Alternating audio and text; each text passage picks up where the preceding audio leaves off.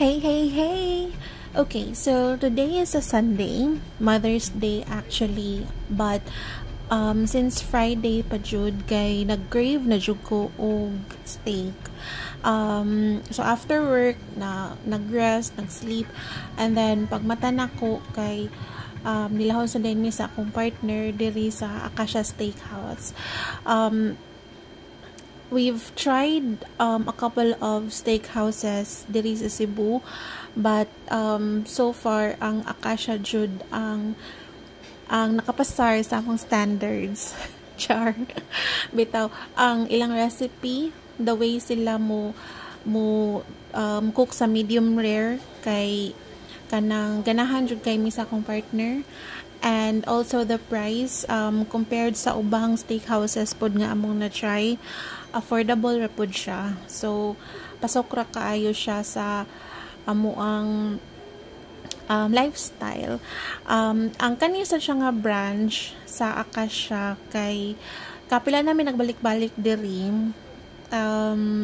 Well, aside from the fact nga mas duol siya compared sa Banawa, mas ganahan sad ko personally sa ambience diri kay secluded, dili kaayo daghang tao, kay ang sa Banawa man good feel kay nimo ang pagka-restaurant niya kay tanaw nimo sa gawas lahi nga restaurant, and then basta kuan siya kanang ang location sa Banawa kay daghan jud og restaurant sa gawas sa Acacia.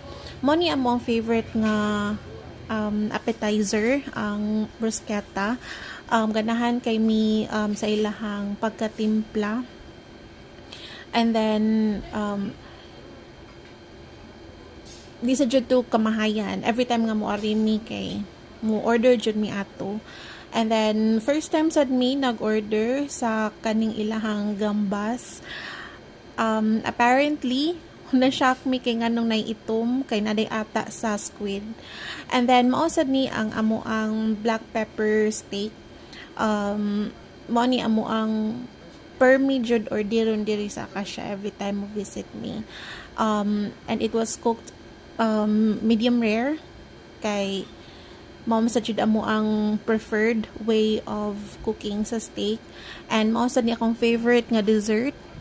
If you've seen our previous vlog sa Acacia sa Banawa, kay mausa jud to ang amo ang gi-feature pod kay lami jud siya. So that's it guys. Thank you so much for watching. Bye.